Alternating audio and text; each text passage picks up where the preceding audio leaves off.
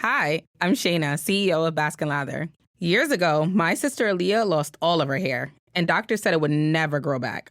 So our mom formulated her own products with all natural, 100% organic ingredients. Today, Aaliyah's 4C hair reaches her waist. Our home remedies grew to one of the most trusted Black-owned hair care brands in America. See what our bestsellers can do for your hair and beard. Go to BaskinLatherCo.com. That's BaskandLatherCo.com. Welcome to Higher Health, the podcast that elevates your understanding of health beyond the conventional into a realm where mind, body, and spirit align. If you're ready to rise above the noise of traditional health approaches and connect deeply with your inner wisdom, you're in the right place. I'm Dr. Elizabeth Rodgers, a heart-centered, Harvard-trained epidemiologist, researcher, medical intuitive, and transformational health and longevity expert. In this space, we explore the profound journey of health and well-being, where every choice aligns with your highest self. Together, we'll unlock the true essence of being healthy, empowered, and whole. The world says we're facing a loneliness epidemic. I agree.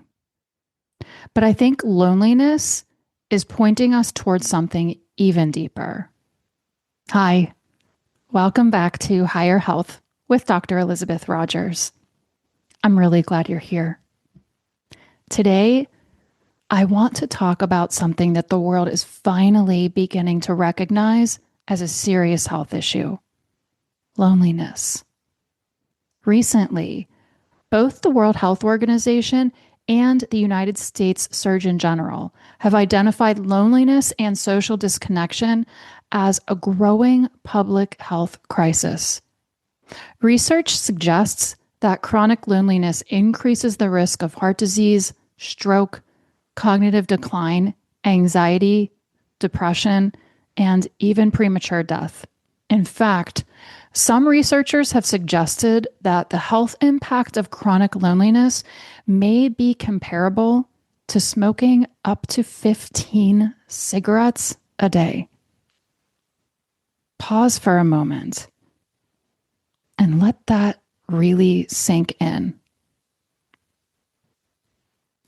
Loneliness is no longer being discussed as simply an uncomfortable feeling. It's being recognized as a significant health risk. And when I read this research, I find myself smiling. Not because the statistics are encouraging. They're not. But because the world is finally beginning to catch up to something I've been teaching through Higher Health for years. Connection is not a luxury. Connection is not a bonus. Connection is not something we pursue after we've handled everything else. Connection is foundational to health.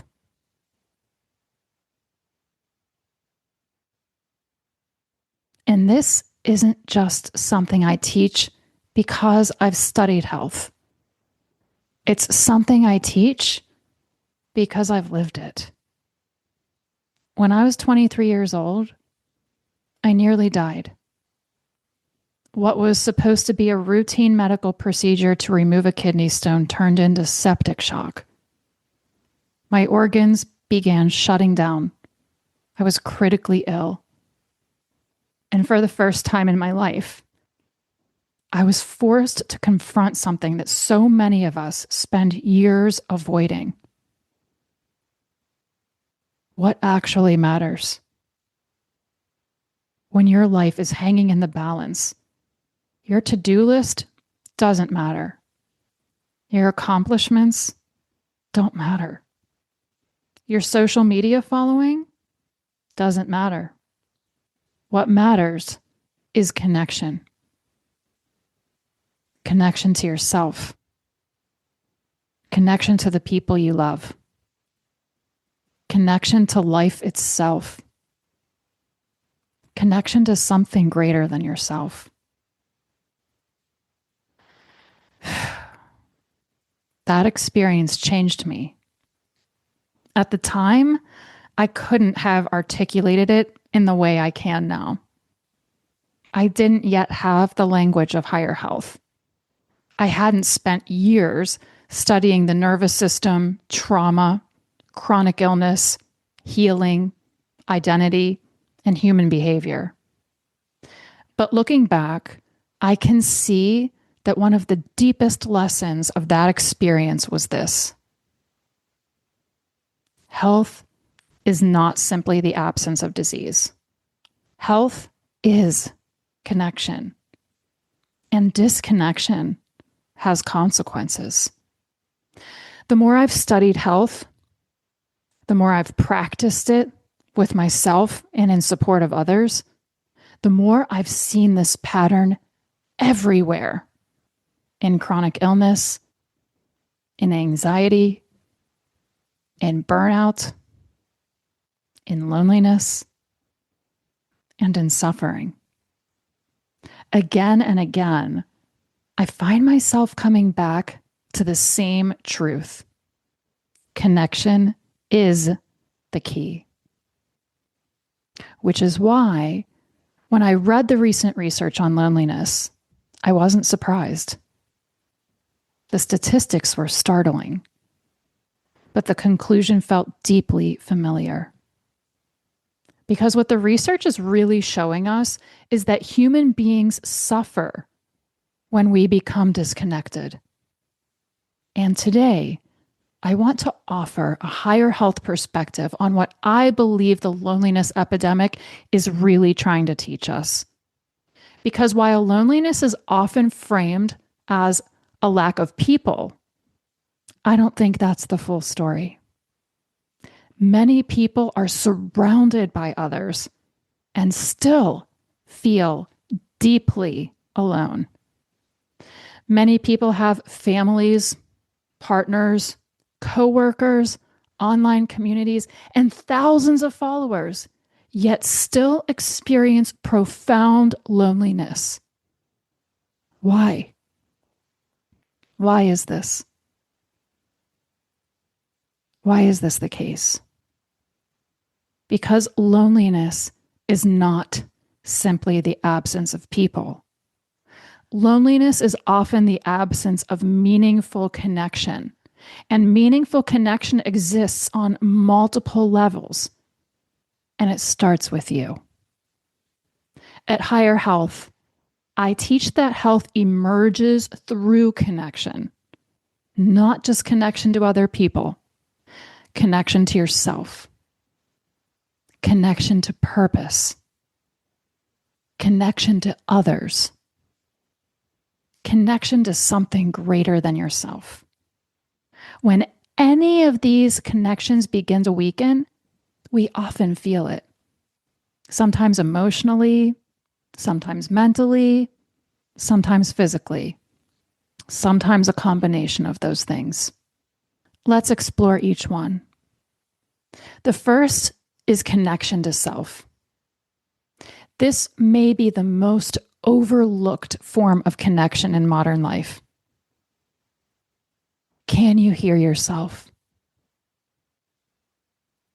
Can you feel what you're feeling? Can you identify your own needs? Can you tell yourself the truth? Many people spend years disconnected from their own bodies, emotions, intuition, and inner wisdom. They know how everyone else feels. They know what everyone else needs. But they have lost touch with themselves. And when we abandon ourselves, loneliness can exist even in a crowded room. The second is connection to others. This is the level most people think of when they hear the word loneliness, right? As human beings, we are wired for connection. We want to be seen, known, understood, supported, not perfectly, not constantly, but meaningfully. And while technology has given us unprecedented access to one another, access is not the same as connection. I hope you feel how powerful this is. A text message is not always connection. A social media follow is not always connection. 1,000 online interactions cannot always replace a single conversation where you feel truly seen. And the third is connection to purpose. Do you feel connected to your life? Do you feel connected to what you're creating? Do you know that your presence matters? Research consistently shows that purpose and belonging are powerful protective factors for health. When people feel connected to something meaningful, they often become more resilient in the face of life's challenges. Purpose gives us reason to keep showing up. Purpose reminds us that our lives matter. Purpose reminds us that we as individuals can make a difference in the world, do make a difference in the world. And the fourth is connection to something greater. For some people, this is God. For others, it is spirit, source, goddess, nature, love, or a sense of being part of something larger than themselves. Whatever language you use, whatever you call it, many people experience profound suffering when they feel separated from the larger web of life. We are not meant to experience life as isolated islands. We are meant to experience ourselves as connected beings. And that starts with connection to ourselves, mind, body, and spirit. This brings me to what I believe is the most important lesson in today's episode. We often think of loneliness as emotional, but loneliness does not stay emotional. Loneliness becomes biological. The body experiences chronic disconnection as a form of threat. And when the body perceives threat long enough, health begins to suffer. The nervous system changes. Stress hormones increase. Inflammation can rise. The body adapts to the experience of disconnection. In other words, connection is not merely a psychological need. Connection is a biological need. Connection is a health need. And this is why connection sits at the center and foundation of higher health. Because connection influences everything. The way we think, the way we feel, the way we behave, the way we heal, the way we experience our lives. So where do we begin? I want to leave you with a simple framework. The word is connect. See. Come back to yourself. Pause.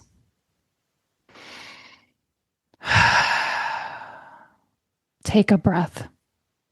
Ask yourself, what am I feeling right now? Open to honesty. Tell yourself the truth about your experience without judgment, without shame. N.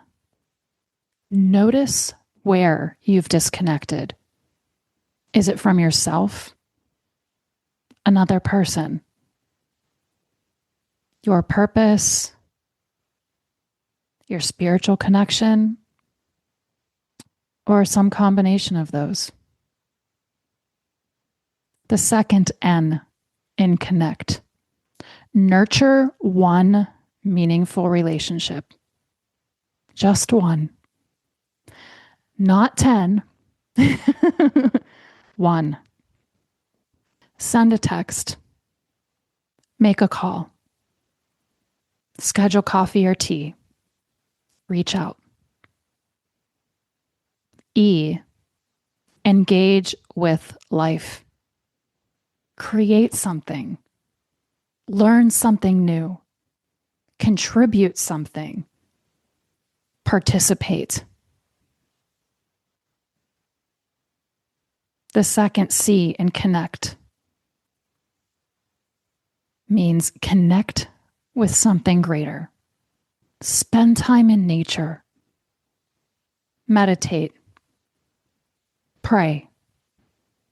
Express gratitude. Listen. Really listen. And T. Take one small step today. Not tomorrow. Today. Because connection is built through action. As we close, I want to leave you with this thought. The world is calling loneliness an epidemic, and I agree. But like I shared earlier, I believe loneliness is pointing us towards something even deeper. It is showing us what happens when we lose connection. Connection to ourselves, mind, body, and spirit. Connection to one another. Connection to purpose. Connection to something greater. The good news is that connection can be rebuilt. One conversation, one choice, one moment of awareness at a time. Because connection is not just part of health. Connection is the foundation of higher health. Thank you for being here. Until next time, remember, you are the medicine, and connection is the key.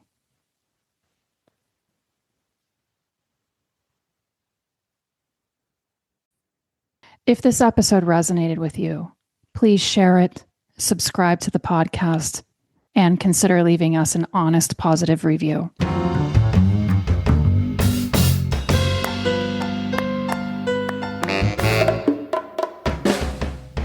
Thank you so much for listening to Higher Health with Dr. Elizabeth Rodgers. If you enjoyed the show today, it would mean so very much to me if you subscribe to the show and leave an honest, positive review. You can easily subscribe by going to the upper right-hand corner of Apple Podcasts, Spotify, Odyssey, or wherever you listen to podcasts, and press the plus sign in the upper right-hand corner. Also, be sure to sign up for my email list and join my private Substack community to get even more content, value, and support on your health and well-being journey. You'll find these links in the show notes. Sending you so much positive and supportive energy today. I really hope you can feel it.